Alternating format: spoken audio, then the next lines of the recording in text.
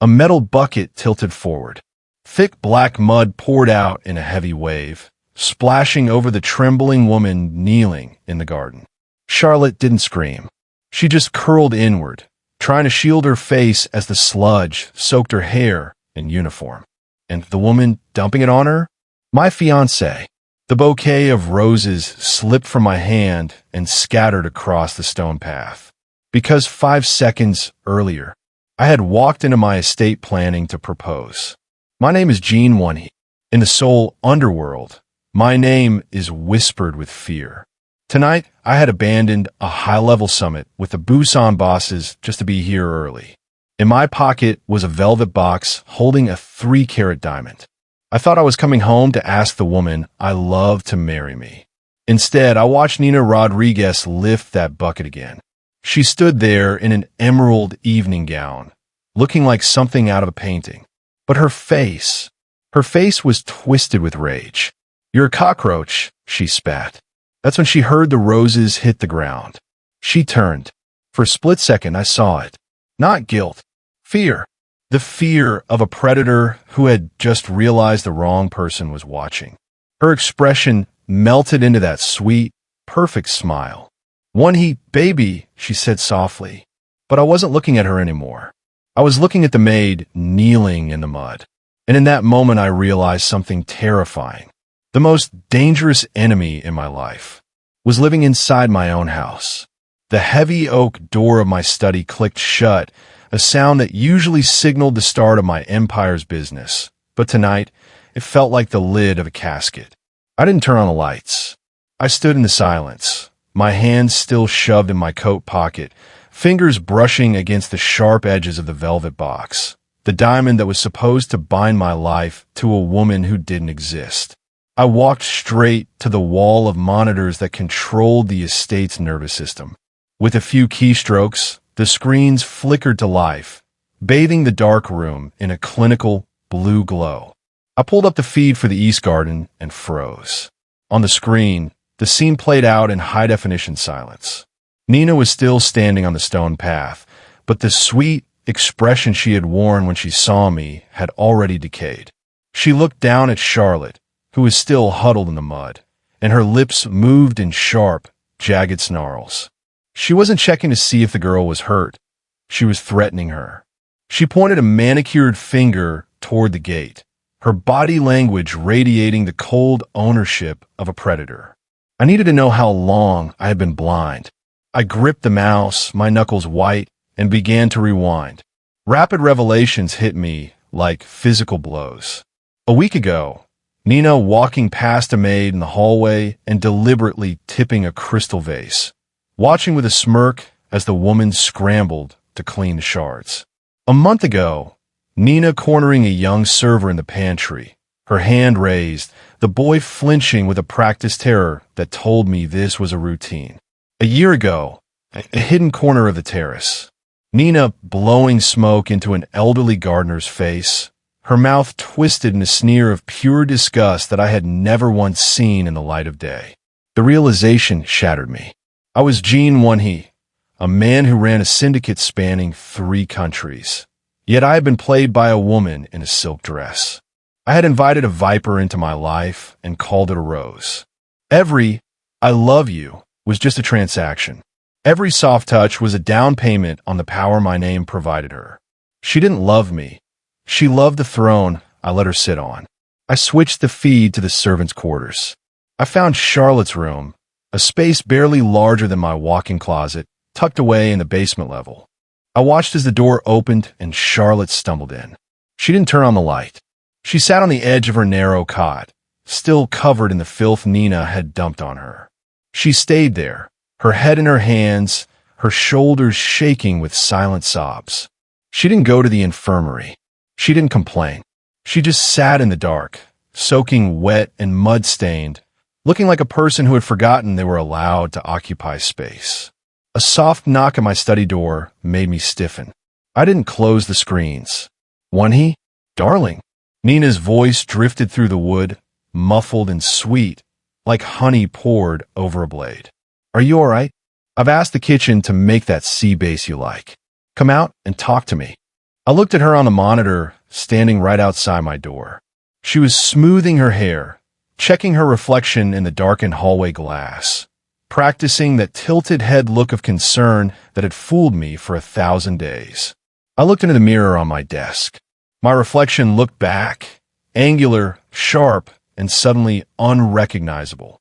I saw the man who had built an empire on blood and loyalty, and I realized I had failed the most basic test of all. I had failed to protect the people under my own roof. "I'll be out in a moment, Nina," I said, my voice sounding like ground glass. "Don't be too long," she cooed, her footsteps retreating down the hall. I watched her on the screen until she disappeared into the dining room. Then I turned back to the image of Charlotte, still sitting in the dark, alone with her pain. I didn't take the ring out of my pocket. I didn't call my lieutenants to start a war. Instead, I stood up and walked to the small safe hidden behind the books. I pulled out a medical kit and a set of clean, heavy linens. I had spent my life as a predator. I had spent 3 years as a fool. But as I stared at the stranger in the mirror, I knew that the man I used to be was dead. Nina wanted a war? She had no idea who she was fighting. I opened the study door and stepped into the hallway, but I didn't head toward the dining room where the sea base was waiting. I headed toward the stairs that led to the basement. It was time to see what lay beneath the mud. The basement stairs of the estate were cold, stripped of the plush carpeting and marble that defined the world above. Here, the air smelled of industrial detergent and damp concrete, the scent of the invisible life that kept my empire running. I moved like a ghost, the medical kit heavy in one hand and a stack of fresh, high-thread count linens draped over my arm. I still looked like the boss of Seoul, but my heart felt like it belonged to a man who had lost everything in a single afternoon. I reached the door to Charlotte's quarters. It was a plain, metal-framed slab of wood with a number painted on it. No name, no personality, just a cell for a woman I had allowed my fiancée to treat like refuse. I didn't knock. In this house, the staff had been taught that a courtesy like that was something they didn't deserve. I simply turned the handle and stepped inside. The room was pitch black, but the smell hit me instantly. The metallic tang of blood mixed with the earthy, suffocating stench of the mud that was still drying on the floor. "Who is it?" Her voice was a jagged whisper, raw from crying. I heard the frantic rustle of sheets, the sound of a body scrambling to find a corner to hide in. "It's me," I said, my voice low and steady. I reached for the light switch. The yellow bulb overhead flickered to life, and the sight turned my stomach to lead. Charlotte was pressed against the far wall, her knees pulled to her chest. She looked like a broken bird. The mud had dried into gray crusts on her skin and hair, and her eyes were wide with a terror so profound I had to look away for a heartbeat to keep my composure. "Mr. Jin," she gasped, her hands shaking as she tried to pull her tattered, dirt-caked apron over her legs. "I'm sorry. I'm cleaning it. I'll have the floor scrubbed by dawn, I promise. Please, don't tell Miss Rodriguez. I'll be faster." "Be quiet, Charlotte," I said, but not with the coldness I used on my lieutenants. I walked to the small wooden chair by her bed and set the medical kit down. "I'm not here for the floor, and Nina isn't coming." She didn't move. She watched me with the suspicion of a hunted animal watching a predator offer it food. I held out the clean linens first. "Take these. There's a small shower at the end of the hall. Go, wash the dirt off. When you come back, I'm going to look at your arm." "I can't take those," she whispered, staring at the expensive fabric. "Those are for the guest suites. If she sees me with them." "In this house," I interrupted, my eyes locking onto hers, "my word is the only one that matters. Go, now." She hesitated, then scurried out of the room like a shadow, clutching the linens to her chest. While she was gone, I looked around her home. There was a single photo on the nightstand, a young boy in a hospital bed, smiling despite the tubes in his nose. Beside it lay a Ugandan passport and a stack of envelopes addressed to a clinic in Kampala. This was why she stayed. This was why she let a woman in an emerald dress treat her like dirt. She wasn't a victim of weakness. She was a soldier of necessity. 10 minutes later, the door creaked open. Charlotte returned, her hair damp and pulled back, wearing a borrowed, oversized shirt. She looked smaller without the mud, more fragile, but her eyes remained fixed on the floor. "Sit," I commanded, gesturing to the edge of the cot. She obeyed, trembling so hard the bed frame rattled. I sat on the chair, opened the medical kit, and reached for her right arm. She flinched, pulling back instinctively. "I'm not going to hurt you," I said, my voice cracking slightly.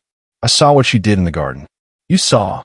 Her head snapped up, her dark brown eyes swimming with fresh tears. "Then you know it was my fault. I didn't prune the camellias correctly. She told me I was useless." "Stop lying for her, Charlotte. She's been doing this a long time, hasn't she?" I gently took her forearm and pushed back the sleeve. My breath hitched. Beneath the dried mud I hadn't seen earlier, her skin was a map of trauma.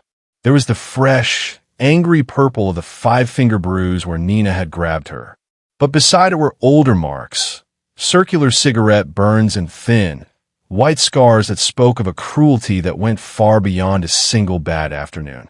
"Months," I whispered, the word tasting like ash. "She's been doing this to you for months." Charlotte looked at the scars, then at me. She said if I told you, she'd have my visa revoked.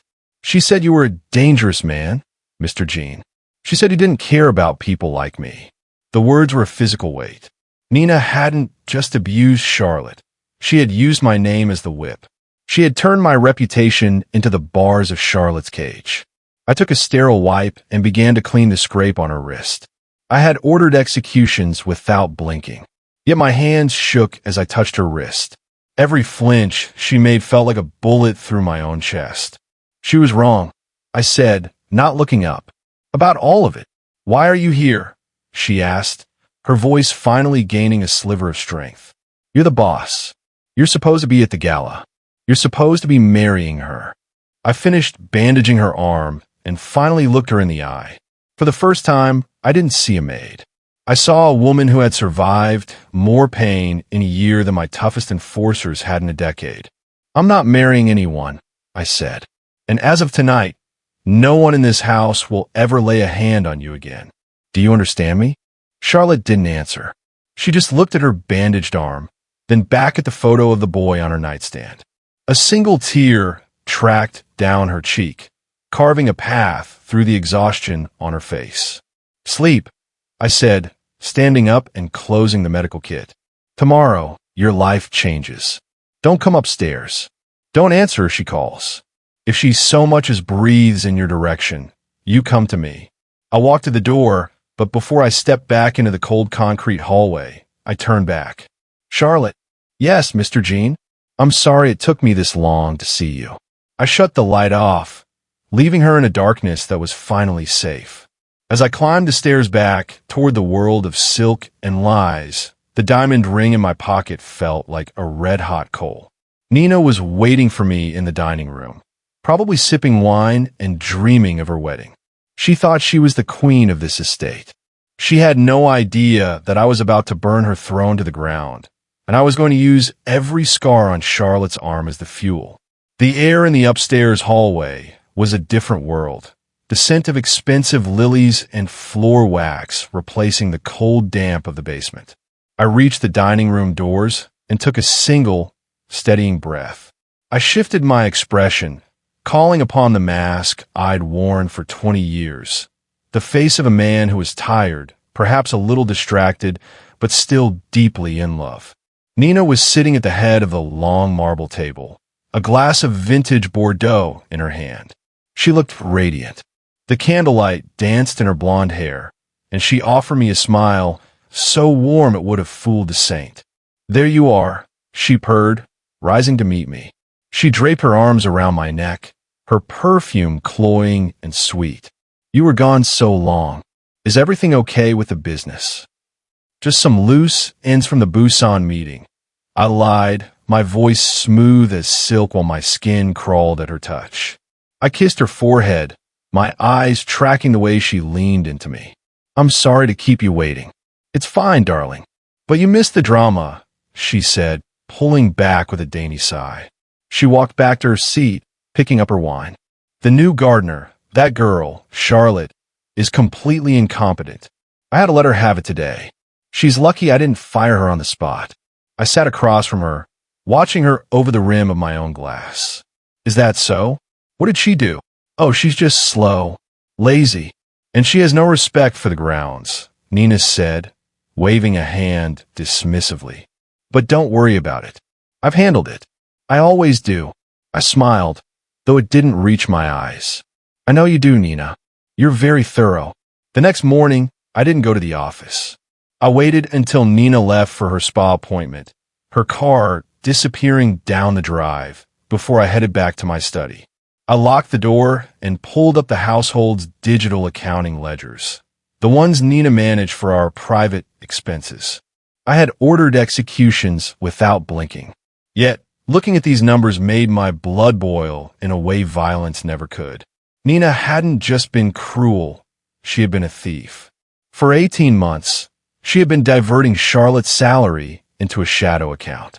She was reporting a full wage to me while paying Charlotte less than a third in cash, claiming the rest was tax and board. As I scrolled through the spreadsheets, my mind flashed back to the basement. I saw Charlotte's small, shaking hands trying to pull a tattered apron over her mud-caked legs. I felt the heat of the cigarette burns on her arm through the sterile wipes I'd used to clean them. Every dollar Nina had stolen was a piece of Charlotte's dignity she had ground into the dirt. I scrolled deeper. It wasn't just Charlotte. Every member of the domestic staff was being bled dry. Nina was using the staff as her personal ATM to fund a lifestyle of designer kickbacks and secret offshore accounts. But then, I found the entry that broke my heart. 3 months ago, Charlotte had requested an advance on her wages. The note attached to the file, written in Nina's sharp, aggressive script, read, "Request denied. Employee attempted to use sick brother as leverage for theft. Recommended disciplinary action taken." I cross-referenced the date. That was the same day I had seen Charlotte wearing a long-sleeved turtleneck in the middle of a Seoul heatwave. Now I knew why. That was the day the cigarette burns began. I sat back in my chair, the blue light of the monitor reflecting in my eyes. Nina thought she was playing a game of status. She thought these people were subhuman because they didn't have a title. She had used their love for their families to keep them silent while she carved pieces out of their souls. I picked up my phone and dialed my head of security, Park. "Park," I said, my voice cold and final. "I need a full audit of the Rodriguez family assets. Every bank account, every property deed, every political favor Nina's father has ever called in. I want to know exactly how much they owe the world." "Is there a problem, boss?" Park asked, his tone shifting instantly. "The problem is that I've allowed a parasite to live in my house," I replied, "and I'm about to cut it out. But first, I want to make sure she has nowhere to run." I hung up and looked back at the screen. I pulled up the information for the clinic in Kampala, the one from the envelopes in Charlotte's room. Within 10 minutes, I had paid Theo's balance in full and transferred enough to cover his treatment for the next 5 years. It was a drop in the bucket for a man like me. But for Charlotte, it was the world. I closed the laptop and walked to the window, watching the gardeners working on the camellias below. Nina would be home in 2 hours. She would expect a quiet dinner and a husband who adored her. She would get the dinner. But the adoration was gone, replaced by a ledger of debts she could never hope to pay. The next morning, the sun had barely begun to burn through the Seoul mist when I headed toward the East Garden. I wasn't wearing a suit. I had traded the silk tie for a simple black sweater, trying to shed the silhouette of the man Charlotte feared. I found her near the camellia bushes. She was working in the dawn light, her movements stiff and cautious, her newly bandaged arm protected by a long sleeve despite the rising humidity. When she heard my footsteps on the gravel, she flinched, her shoulders instinctively hunching as if preparing for a blow. "It's just me, Charlotte," I said softly. She turned, her dark eyes wide with surprise. "Mr. Jin, you're up early." I couldn't sleep. I gestured to the stone bench nestled near a bed of lavender. Sit with me for a moment. Please. She hesitated, looking toward the main house with a panicked expression. If Miss Rodriguez sees me sitting, she's asleep, I said, my voice firm but gentle. And, as I told you last night, what she thinks no longer carries weight in this house. She sat on the very edge of the bench, her hands clasped tightly in her lap. I sat at the other end, leaving a respectful distance between us. I had brought 2 mugs of coffee. I offered her one, and as she took it, our fingers brushed. She didn't pull away this time. I called the clinic in Kampala this morning, I said quietly. Charlotte froze, the mug halfway to her lips. The color drained from her face. Mr. Jean, please, whatever she told you about my brother, it isn't true. I wasn't stealing for him. I would never. I know. I interrupted. I saw the ledger. I know she was stealing from you. I took a slow breath, watching a single tear track through the faint dust on her cheek. Theo's treatment is paid for. The surgery, the recovery, the medication for the next 5 years. It's done, Charlotte. You don't have to worry about the money anymore. The mug rattled in her hands. She looked at me as if I were a ghost. Why? She whispered. I'm just the girl who cleans your dirt. No, I said, looking out at the flower she had tended while her own life was falling apart. You're the only person in this estate who isn't wearing a mask. You've been fighting a war alone for months, Charlotte. I'm just providing the reinforcements. A flicker of genuine hope crossed her face, more radiant than any diamond I could have bought Nina. We sat in the quiet of the morning, the steam from the coffee rising into the cool air. She told me briefly about the camellias, how they needed the morning light but hated the midday heat. In those few minutes of honesty, I felt more at home than I ever had in Nina's arms. The peace was shattered by the sound of a window sliding open above us. I looked up to see Nina standing on the balcony, her blonde hair perfectly coiffed. Her face was a mask of cold fury. Won-hee, she called out, her voice dripping with a false sweetness that didn't hide the edge of a blade. Why are you sitting with the help? And why is that girl not working? I stood up, my frame casting a long shadow over the lavender. I didn't look at Nina. I looked at Charlotte, who had begun to tremble again. I reached down and placed a hand on her shoulder. Not the hand of a boss, but a promise. She's finished for the day, Nina. I called back, my voice echoing off the limestone walls. In fact, Charlotte is taking a leave of absence. We have things to discuss. Discuss. Nina laughed, a sharp, ugly sound. With her? Don't be ridiculous. Get inside. We have a gala tonight. I looked back at Charlotte. Go to your room. Lock the door. Park will be standing outside. No one gets in but me. Charlotte's eyes met mine, a silent thank you passing between us before she hurried away. As she disappeared into the house, I turned toward the balcony. The bond was formed. The lines were drawn. Nina thought the gala was her coronation. She had no idea it was going to be her funeral. The mansion was a hive of activity as the sun climbed higher, with florists and caterers preparing for the evening's grand gala. I spent the afternoon in my study, ostensibly working, but my eyes never left the grid of security feeds. I was waiting for Nina to break. A woman like her, built on a foundation of control, couldn't handle the sudden shift in power. At 4 p.m., she made her move. I watched on a hidden camera as Nina bypassed the main hallways, heading toward the garden equipment shed. She thought she was being discreet. She didn't know that the very shed she was entering had been outfitted with a 4K pinhole lens only hours before. She entered the shed and slammed the door. Her face twisted into a silent, jagged scream. The destruction was systematic. She kicked over a tray of germinating seedlings, grinding the delicate shoots into the dirt with her heel. She grabbed a pair of shears and shredded Charlotte's spare work apron into rags. But it was her final move that sealed her fate. Nina reached into her pocket and pulled out a high-end digital recorder and a stack of my syndicate's internal ledgers. These were the real ones, documents that could start a war or end my life. She shoved them behind a loose brick in the corner. She wasn't just bullying a maid anymore. She was planting evidence of treason.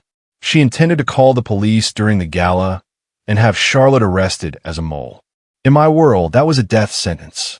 I leaned back, my heart thundering. The sheer coldness of her calculation was breathtaking. She was willing to destroy a life just to regain her footing. "Park," I whispered into the intercom. "Yes, boss." "Did you get the recording?" "Every second. High definition. We even have the audio of her whispering the frame up to herself." "Good," I said, my voice like ice.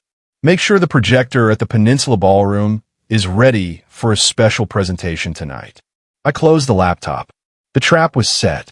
Nina walked out of the shed a moment later, smoothing her hair, once again the image of the perfect fiancée. I met her in the hallway 10 minutes later.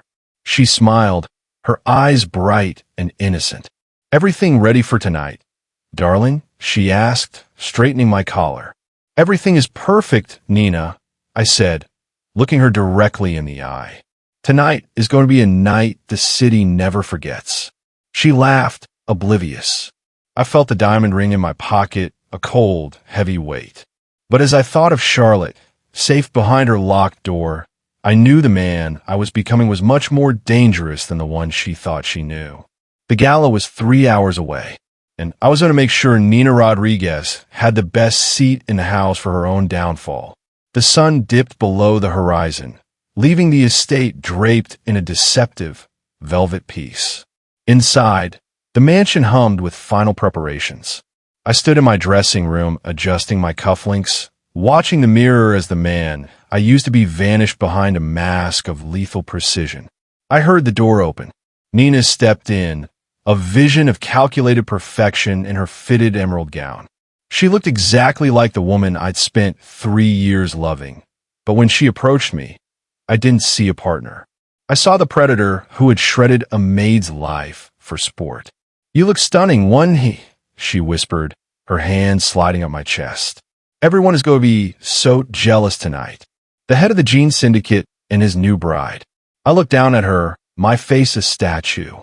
"You're very excited about tonight, aren't you, Nina?" "Of course," she giggled, oblivious to the frost in my voice. "It's our beginning, a new era for both our families." "It is an ending too," I said quietly. She frowned, her head tilting in that rehearsed look of confusion. "What do you mean, darling?" I reached into my pocket and pulled out the velvet box. Her eyes lit up with greed before she masked it with a gasp. I didn't open it. I just held it between us. "I went for a walk in the garden today, Nina," I said, "near the equipment shed." The color didn't just drain from her face, it vanished. Her hand stayed on my chest, but they began to tremble. The shed? Why would you go there?" "I found something behind a loose brick," I continued, my voice dropping to a dangerous frequency. "A digital recorder. Some internal ledgers. Very sensitive information, Nina. The kind of things that could get someone killed." She pulled away, her breath hitching. "Won-hee, I can explain. I found those. I think the maid, Charlotte, I think she's been spying for the Busan crew. I was trying to protect you." I felt a dark, cold laugh bubble up in my chest. "Protect me? By planting my own documents in a shed you just finished destroying?" "I saw you, Nina. I saw every kick. I saw every shred of fabric. And I heard every word you whispered to yourself while you did it." Nina's mask didn't just slip, it shattered. Her eyes turned hard, her lips curling into a sneer. "You spied on me? In my own home. It was never your home," I snapped. "It was a stage, and the play is over." I didn't have her dragged out. Not yet. That would be too quick, too private. Instead, I grabbed her wrist, firmly enough that she knew she wasn't leaving, and leaned in close to her ear. "You're going to that gala, Nina. You're going to walk into that ballroom on my arm. You're going to smile, and you're going to stand beside your father while the world watches." "Won-hee, please," she whimpered, her bravado failing. "If you try to run, Park's men will stop you before you hit the gate," I said, my voice like ground glass. "You want a grand beginning?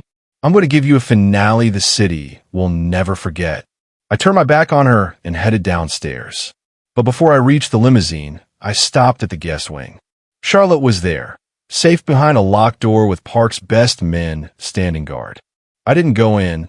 I just looked at the door, a silent promise in my heart. I stepped into the car.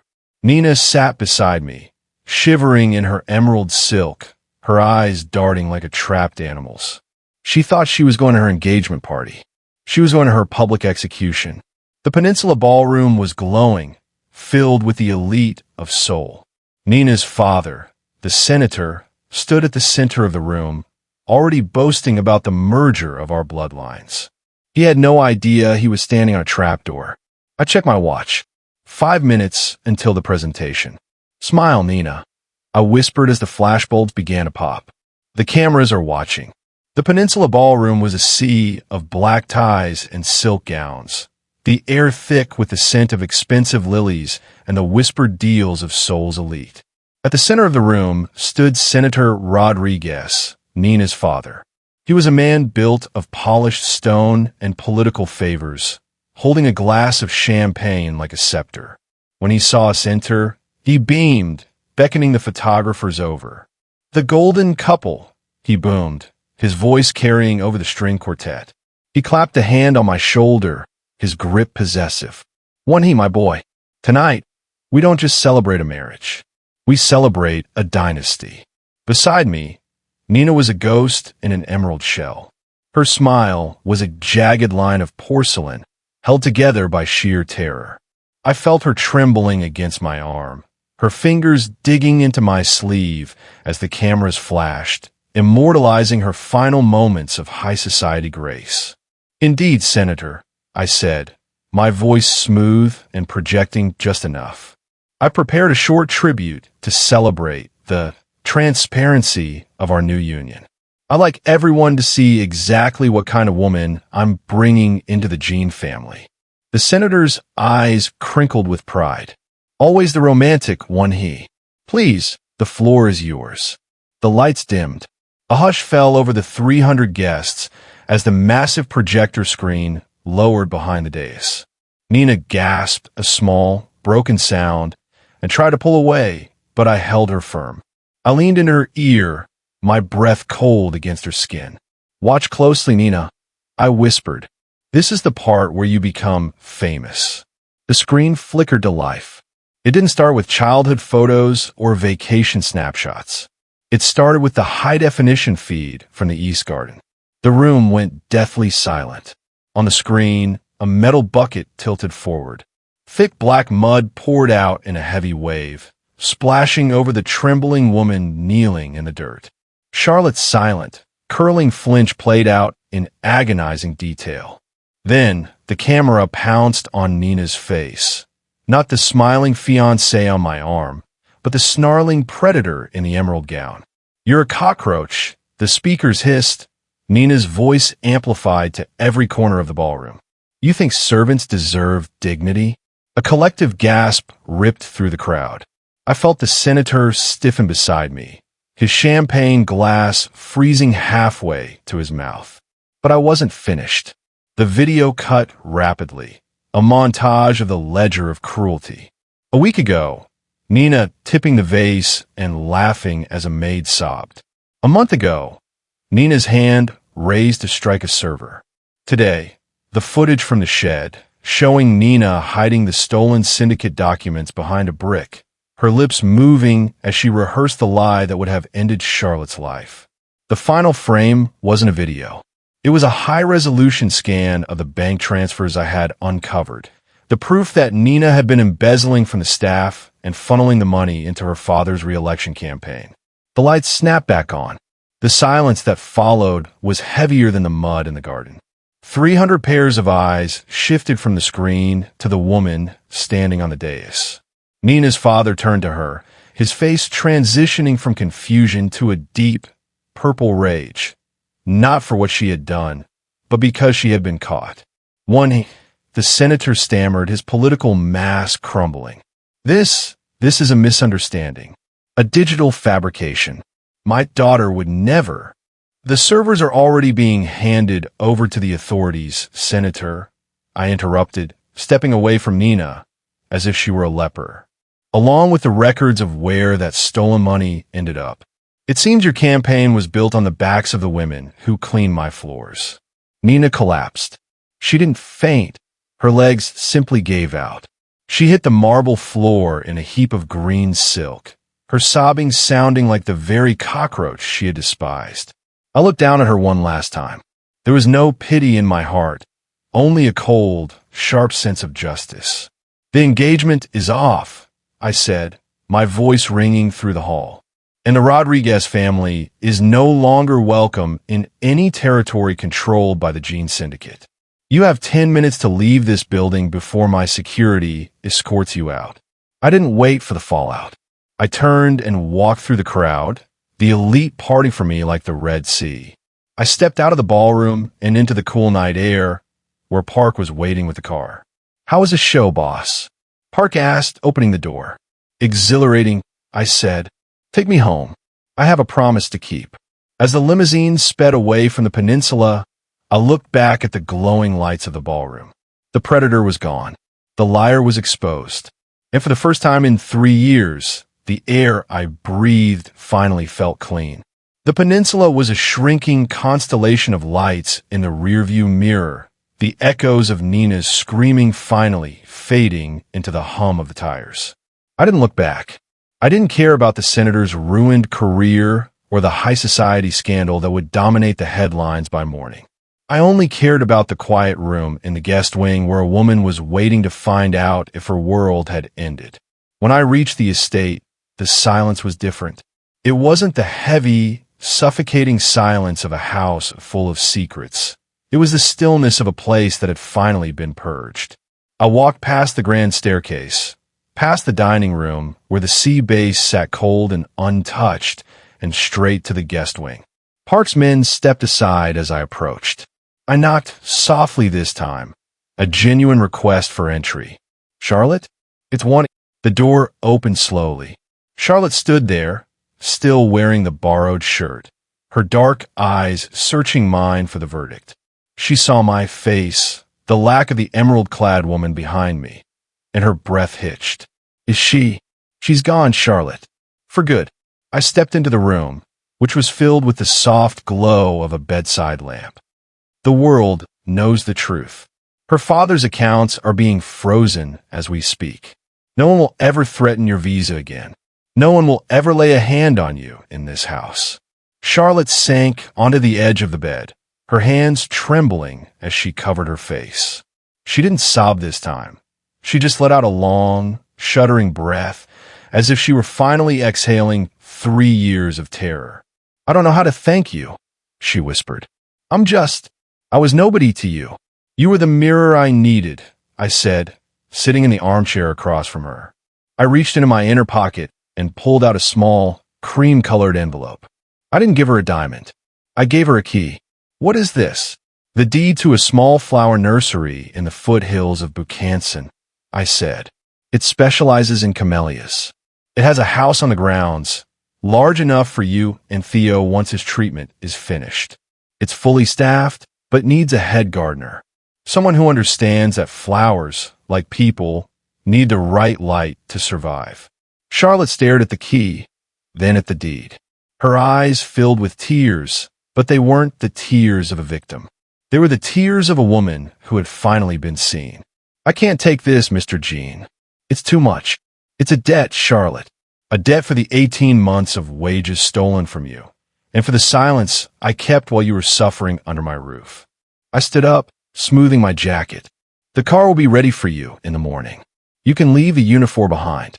You won't be needing it where you're going." I walked toward the door, but her voice stopped me one last time. "Will I see you again?" I turned back, looking at her in the light of the guest room. She looked radiant, not with the artificial glitter of Nina's emeralds, but with the quiet strength of a survivor. "The nursery needs an investor," I said with a small, genuine smile. "I'll be checking on my investment frequently." I walked out of the room and headed toward the east garden. The moon was high now, casting a silver glow over the camellia bushes. I looked at the spot where the mud had fallen, where the roses had been crushed, and where a different kind of life had begun. I was still Jin Won-hee. I still ran the syndicate. The world would still whisper my name with fear. But as I stood in the quiet garden, breathing in the scent of lavender and damp earth, I knew that the most dangerous enemy in my house was gone. And for the first time in my life, I wasn't just a boss. I was a man who had finally come home. The air at the foot of Bukhansan Mountain was different from the stifling, polished atmosphere of the Seoul estate. Here, the wind tasted of pine and wild earth. I stepped out of the black sedan, the gravel crunching under my boots, a sound that no longer felt like a countdown to a confrontation. I looked toward the greenhouse, a structure of glass and steel that glowed like a lantern in the twilight. Inside, I could see a silhouette moving with a grace I hadn't seen in the basement. Charlotte was no longer a shadow. She was wearing a thick canvas apron, her sleeves rolled up to reveal arms that were healing, the scars fading into faint memories. Beside her, a young boy with bright eyes was carefully misting a row of camellias. Pow! He was stronger now, his laughter drifting through the glass as he pointed at a particularly vibrant bloom. I didn't enter immediately. I just watched. Nina Rodriguez was a name the city had moved on from. Her father's career had collapsed into a series of investigations, and Nina herself had been exiled to a quiet life of litigation and disgrace. The predator had finally been caged by the very transparency she feared. I felt the weight of my phone in my pocket, a text from Park about a new shipment in Busan. But for the first time in 20 years, the syndicate didn't feel like my entire identity. It was just the engine that allowed me to protect this small, quiet piece of the world. The greenhouse door creaked open. Charlotte stepped into the twilight, a few stray camellia petals clinging to her apron. She didn't flinch. She didn't drop her tools. She simply looked at me and smiled. A real, unfiltered smile that made the 3-carat diamond I'd once bought feel like a cheap piece of glass. I walked toward her, leaving the boss at the gate. As I reached her side, she noticed a small, white camellia petal that had drifted onto my shoulder. She reached out, her touch light and sure, and brushed it from my sleeve. It was a simple gesture, but it held a weight that all of Nina's rehearsed elegance never could. I realized then that I hadn't just saved her from the mud. By seeing her, I had finally allowed myself to be seen. The most dangerous enemy was gone, and in this garden, the truth was the only thing that grew.